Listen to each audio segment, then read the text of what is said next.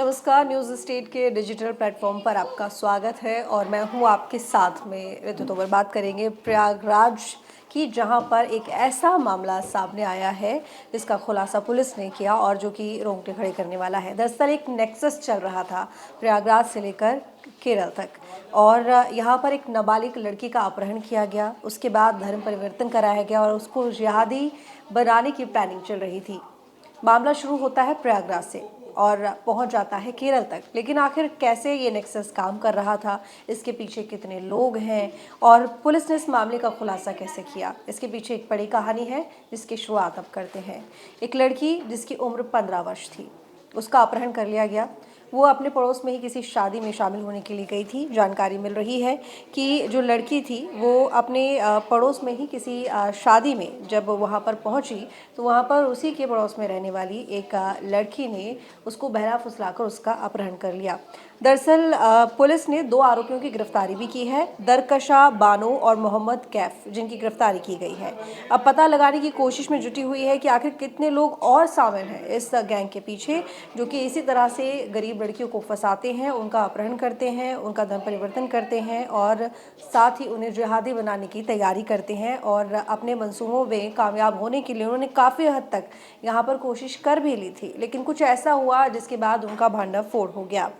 बता दें आपको कि आरोप है कि पकड़े गए लोग इससे पहले भी कई लड़कियों को अपना शिकार बना चुके हैं, अपने जाल में फंसा चुके हैं। आरोपियों के चंगुल से बचकर भागी इस लड़की ने अपनी आपत्ति खुद बताई है। दरअसल लड़की के परिवार वालों ने ही एफआईआर दर्ज करवाई, जिसके बाद मामले का खुलासा हुआ। 15 साल की पीड़ित लड़की बीती 8 मई को स्थानीय कोटेदार की शादी में गई थी और लगभग रात को 10 बजे वह अचानक से गायब हो जाती है। लेकिन ऐसा क्या होता है जो वो 10 बजे गायब होती है? तो जानकारी मिली कि यहाँ पर उसी के गांव में एक लड़की रहती थी। उसने लड़की को पैसे का लालच दिया और इस्लाम की खूबियाँ बताते हुए उसे अपनी बातों में फंसा लिया। फिर फ़ोन कर साथी मोहम्मद कैफ को बुलाया और लड़की को अपने साथ लेकर चली गई। मैं यहाँ पर दरकशा बानो की ही बात कर रही हूँ। दरकशा बानो और मोहम्मद कैफ ये दोनों साथी हैं जो कि साथ में मिलकर प्रयागराज में इस नेक्सस को चला रहे थे। इसके अलावा और भी कई लोग हैं जिनके संपर्क केरल से जुड़े हुए हैं। तो मोहम्मद कैफ और दरकशा बानो ने पहले तो इस 15 साल की लड़की को अपनी बातों में फंसाया, उसे इस्लाम की खूबियाँ बताई, पैसों का लालच दिया और उसके बाद उसको वहाँ से अपने साथ ले गई। वहाँ से ये लोग दिल्ली पहुंचे। साथ में मोहम्मद कैफ, जो कि लगातार दरकशा बानो के साथ संपर्क में था। मोहम्मद कैफ वही शख्स है जो अपनी बाइक से दरकशा बानो और नाबालिग लड़की को प्रयागराज के जंक्शन तक ले गया था और जहाँ से लड़की और दरकशा ट्रेन में सवार हुए और सीधे दिल्ली स्टेशन पर वो उतर गए। और उसके बाद उन्होंने वहाँ से केरल के लिए ट्रेन पकड़ी। उन्होंने केरल के त्रिशूर के लिए दरअसल ट्रेन पकड़ी। रास्ते में दरकशा बानो लगातार किसी एक शख्स की और भी कांटेक्ट में थी, जिसका नाम ताज मोहम्मद बताया जा रहा है। और पूरे रास्ते उसने ताज मोहम्मद से बात की है और एक एक स्टेप की जानकारी दी है। यानी कि जो भी काम यहाँ पर दरकशा बानो कर रही थी उसको लेकर तमाम जानकारी वो मोहम्मद को दे रही थी। ताज मोहम्मद जिसका नाम बता रहा है। 3 शख्स अब इसमें हो गए हैं। एक तो दरकशा बानो हो गई, एक कैफ हो गया और मोहम्मद कैफ, और दूसरा जो है वो है तीसरा शख्स जो है यहाँ पर ताज मोहम्मद है। तो ये 3 लोग हो गए हैं जिनके संपर्क में, एक दूसरे के ये तीनों संपर्क में थे और इसी तरह से लड़की को फंसाकर अंजाम देते थे अपने साजिशों को। तो पीड़िता के अनुसार, पीड़िता जो कि भाग गई थी लोगों की चंगुल से, उसने ये बताया है कि उसे त्रिशूर में एक मकान में लेकर गए थे ये लोग, जहां अन्य नाबालिग लड़कियां मौजूद थीं। वहां पर बड़ी बड़ी दाढ़ी वाले कुछ लोग भी मौजूद थे और वो धर्म परिवर्तन करने का दबाव बना रहे थे, साथ ही जिहाद की ट्रेनिंग की बात कर रहे थे। उनकी बातें सुनने के बाद जो लड़की थी वो डर गई थी। तो लड़की त्रिशूर में एक घर में पहुंची। ज़ाहिर तौर पर यहाँ पर बहला फुसला कर लेके गए थे, तो उसको इस बात की जानकारी नहीं थी कि आगे उसके साथ में क्या होने वाला है। लेकिन वहाँ जिस घर में वो पहुँची उसने बताया कि उसी की हम उम्र जैसी कई लड़कियाँ वहाँ पर और भी थीं और उनसे उन्होंने धर्म परिवर्तन करवाया हुआ था। उनको जिहाद की बातें बता रहे थे, जिहाद के बारे में बता रहे थे, जिसकी वजह से लड़की डर गई थी और वहाँ से उसने भागने की प्लानिंग कर ली थी। प्रयागराज पुलिस ने बताया है कि पकड़ी गई दरकशा नाबालिग लड़कियों को पैसे का लालच देकर धर्म परिवर्तन करवाती थी और जिहाद की ट्रेनिंग देने वाले केरल मॉड्यूल से जुड़ी हुई है। अब दरकशा का हैंडलर ताज मोहम्मद पुलिस की रडार पर है। ऐसे में शुरुआती जांच की इन्फॉर्मेशन केरल पुलिस की टीम को दे दी गई है। केरल पुलिस त्रिशूर में रहने वाले ताज मोहम्मद की तलाश में जुटी हुई है। तमाम कोशिशें की जा रही हैं ये पता लगाने की आखिर वो कौन सा घर था जहां से इस तरह की आतंकी साजिशों को अंजाम दिया जा रहा था और एक मॉड्यूल तैयार किया जा रहा था, मॉड्यूल चल रहा था। साथ ही ताज मोहम्मद के बारे में पता लगाने में जुटी हुई है, उसकी तलाश जारी है। फिलहाल इस केस में प्रयागराज की फूलपुर पुलिस ने पीड़ित परिवार के तहरीर पर मुकदमा दर्ज किया है और तिलहट गांव की दरकशा बानो और उसके साथी मोहम्मद कैफ को गिरफ्तार कर लिया है। पूरे मामले में 2 लोगों की गिरफ्तारी की गई है, जो कि शुरुआत से इस मामले में आरोपी पाए गए हैं। बाकी अगर तीसरे की बात की जाए तो ताज मोहम्मद वो अभी पुलिस की पहुंच से दूर है, जिसको लेकर केरल पुलिस लगातार तलाश कर रही है, जांच कर रही है। एफआईआर में धमकी, अपहरण, जाति सूचक गालियां देने की धाराएं भी शामिल की गई हैं। शुरुआती जांच की माने तो आरोपी दरकशा एक गैंग से जुड़ी हुई है, जो गरीब परिवार की लड़कियों को पैसे का प्रलोभन देते हैं और इसके बाद उनका ब्रेन वॉश करके धर्मांतरण भी करती है।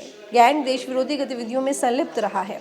वहीं डीसीपी गंगानगर कुलदीप सिंह गुनावत ने बताया है कि सभी बिंदुओं पर जांच की जा रही है। केस में वांछित अन्य आरोपियों की गिरफ्तारी पर नए खुलासे हो सकते हैं। जांच पड़ताल जारी है। मोबाइल से चैट डिटेल्स निकाली जा रही हैं। तो यहाँ पर त्रिशूर तक क्योंकि तार पहुँच गए हैं।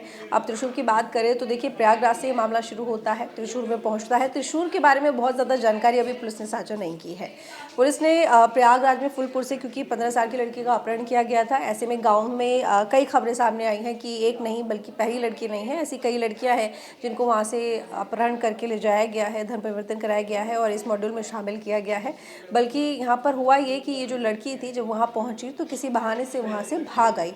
जब वो भागकर सीधा वहाँ पर जंक्शन पर पहुंची है, जंक्शन पर पहुंचकर पुलिस से संपर्क किया है, फिर से पुलिस ने खुद उस लड़की को यहाँ प्रयागराज छोड़ा है। जिसके बाद 15 साल की जो नाबालिग लड़की है, उसके परिवार ने पुलिस में जाकर एफआईआर दर्ज कराई है और मामले को लेकर पुलिस ने कार्रवाई शुरू की है। उसके बाद ये सामने आया है कि दरकशा और मोहम्मद कैफ, जो कि इस पूरे नेक्सस को यहाँ प्रयागराज में चला रहे थे, छोटी छोटी लड़कियों को वो अपनी अपनी बातों में फंसाते थे, अपनी बातों में फंसाकर उन्हें पैसों का लालच देते थे और फिर उन्हें अपने साथ ले जाते थे। कुछ इस तरह से ये अपने इन साजिशों को कामयाब करने की कोशिशों में जुटे हुए थे। आसपास के लोगों का कहना है कि जो लड़की है वो खुद गई थी, बल्कि इसमें लड़की की तरफ से कहा गया है कि उसे लालच दिया गया था। इस तरह की तमाम बातें हैं। अब पुलिस ने अपने यहाँ से तो कार्रवाई शुरू कर दी है, लेकिन अगर केरल की बात करें तो केरल में क्योंकि ताज मोहम्मद नाम का शख्स, जो कि दरकशा बानो की शुरुआत से ही कांटेक्ट में रहा है, दरकशा बानो ने जैसे जैसे इस मामले में एक-एक करके तमाम कदम उठाए हैं, उन तमाम कदमों की जानकारी मोहम्मद कैफ को वो देती रही है, मोहम्मद ताज को देती रही है और ताज मोहम्मद के बारे में भी जानकारी नाबालिग लड़की ने दी है। नाबालिग लड़की ने तमाम जानकारियाँ दी हैं कि कैसे यहाँ दोनों लोग इसके संपर्क में आए, कैसे वो उनसे जुड़ी, कैसे उन लोगों ने उसे बात की और अपनी बातों में फंसाया और किस तरह से वो केरल के त्रिशूर पहुँच गई है। अब बड़ी बात यहाँ पर यह है कि ये जो तमाम लड़कियाँ त्रिशूर में इस नाबालिग लड़की ने देखी थी, वो लड़कियाँ कहाँ से बिलोंग करती हैं, कहाँ से उन लड़की को उठाया गया है और अपहरण उनका किया गया है, उनको कैसे उनका ब्रेन वॉश किया जा रहा है, उनको जिहाद की ट्रेनिंग दी जा रही है। अगर जिहाद की ट्रेनिंग दी भी जा रही है तो आगे के इनके क्या मंसूबे हैं, क्या प्लानिंग है, कहाँ इन लोगों का इस्तेमाल किया जाएगा, ये तमाम सवाल अभी भी बने हुए हैं। तमाम बिंदुओं पर पुलिस तहकीकात कर रही है। फिलहाल अगर केरल की बात करें तो वो जो जांच है वो केरल पुलिस के हाथों में है, तो केरल पुलिस भी वहाँ पर इस बात को लेकर तहकीकात में जुट गई है कि आखिर ताज मोहम्मद है कौन, कहाँ से ये गैंग चलता है, कितना बड़ा ये गैंग है, कहाँ तक तार इसके जुड़े हुए हैं। हो सकता है कि केरल में भी महज एक स्पॉट ही हो और पाकिस्तान से इसके तार जुड़े हुए हों या फिर किसी अन्य कंट्री से, अन्य देश से इसके तार जुड़े हों, ये भी एक बड़ा सवाल है। तो तमाम इसके बिंदु हैं और काफ़ी सारी इसमें एंगल है जिनको लेकर पुलिस अब जांच में जुटी हुई है। देखना होगा कि कितने दिनों में इसका खुलासा सामने आता है। और पुलिस की अगर बात करें यहाँ पर, तो पुलिस के पास ये मामला पहुँचा था परिवार के ही थ्रू, नाबालिग लड़की के, जिन्होंने एफआईआर दर्ज कराई थी। उससे पहले पुलिस को भी भनक नहीं थी कि आखिर ये सब हो क्या रहा है और शायद वो लड़की वहाँ से अगर नहीं भाग कर आती तो पुलिस को इसकी भनक पड़ती भी नहीं, या फिर पड़ती तो देर से पड़ती। लेकिन फिलहाल इस मामले को लेकर जो तमाम बातें सामने आई हैं, वो लड़की के वहाँ से भाग आने पर और परिवार में सारी बातें बताने पर और पुलिस के सामने ये कन्फ्यूज़ करने पर ही सामने आया है। अब देखना होगा कि इस मामले में आगे और क्या क्या खुलासे होते हैं और किस तह तक ये मामला पहुंचता है। फिलहाल आपको जानकारी कैसी लगी कमेंट करके ज़रूर बताइएगा, लाइक कीजिएगा, शेयर कीजिएगा। धन्यवाद। जहाँ भक्ति है हर शब्द में, कथाओं में छुपे हैं दिव्य रहस्य और ज्योतिष देता है जीवन को दिशा। धर्म से जुड़ी हर बातों को जानने के लिए हमारे चैनल स्तुति को सब्सक्राइब करें। चैनल पर जाने के लिए इस लिंक पर क्लिक करें।